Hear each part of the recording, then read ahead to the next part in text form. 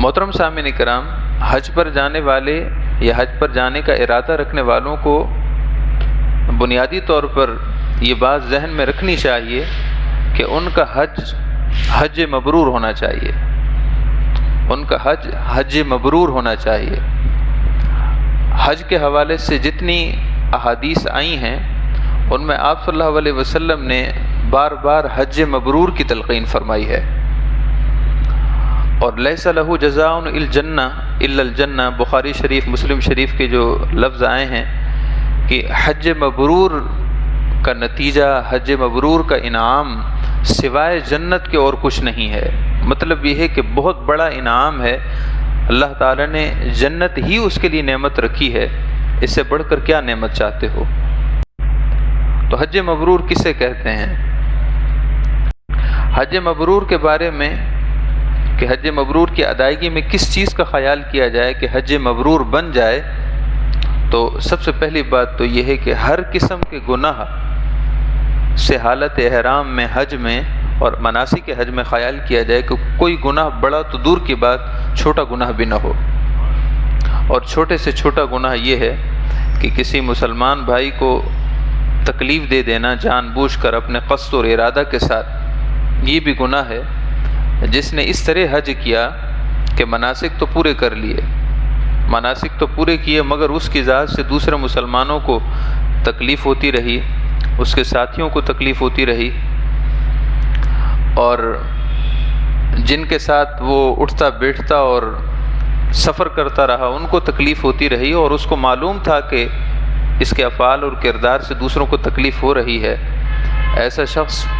اس نے حج تو کر لیا مگر اس کو حج مبرور حاصل نہ ہوا، کہ حج مبرور کے لیے حصول کے لیے ضروری تھا کہ گناہوں سے بچے، لہذا اگر حقوق العباد میں حق تلفی ہوتی رہی تو ایسا شخص یقیناً حج مبرور حاصل نہیں کر سکے گا۔ ہمارے بعض علماء نے ارشاد فرمائے کہ حج مبرور اگر حاصل کرنا چاہتے ہیں تو ریا اور دکھلاوے سے بچیں۔ یہ ریا اور دکھلاوا دوران حج بھی اس سے بچیں، اور جب حج کر کے آئیں تب بھی حج کی وجہ سے ریا اور دکھلاوے سے بچیں۔ اگر حاجی حج کرنے کے دوران اپنے آپ کو ما وراء الخلق کوئی مخلوق سمجھے اور یہ سمجھے کہ اب میرا بہت بڑا مقام و درجہ ہو گیا ہے، تو اس نے اس ریا اور تصنع کی وجہ سے حج مبرور کا ثواب سے وہ محروم رہ گیا۔ ایسے ہی جو حج تو کر کے آیا اور بڑی محنت سے حج کیا،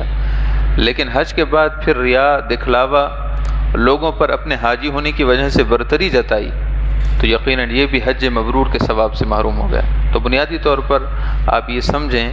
کہ حج مبرور حاصل کرنے کی کوشش کی جائے، اور حج مبرور کے لیے ضروری ہے کہ دوران حج بھی گناہوں سے بچیں، اور دوران حج دکھلاوے سے بچیں، اور اسی طرح حج کے بعد حج کی وجہ سے لوگوں پر برتری سے بچیں۔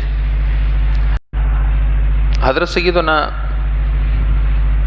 خواجہ حسن بصری رحمۃ اللہ تعالی علیہ نے فرمائے کہ حج مبرور کی نشانی یہ ہوگی، جس کو حج مبرور نصیب ہوگا، جب وہ حاجی حج سے واپس آئے گا تو اللہ رب العزت اس کے دل کو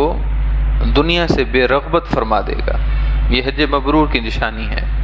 خواجہ حسن بصری کے بقول حج مبرور ہر شخص کو حاصل نہیں ہوتا، ہر حاجی کو حاصل نہیں ہوتا۔ حج کرنے کے بعد آنے والوں کے قلوب میں اور ان کے معاملات میں فرق ہوتا ہے۔ جو حاجی حج کے بعد اس کے دل کا حال یہ ہو جائے کہ دنیا کی محبت دل سے نکل جائے اور فکر آخرت پیدا ہو جائے، تو اسے حج مبرور نصیب ہوا ہے، اور جس کو یہ چیز حاصل نہیں تو اس کا حج مبرور نہیں۔ اللہ اللہ اللہ اللہ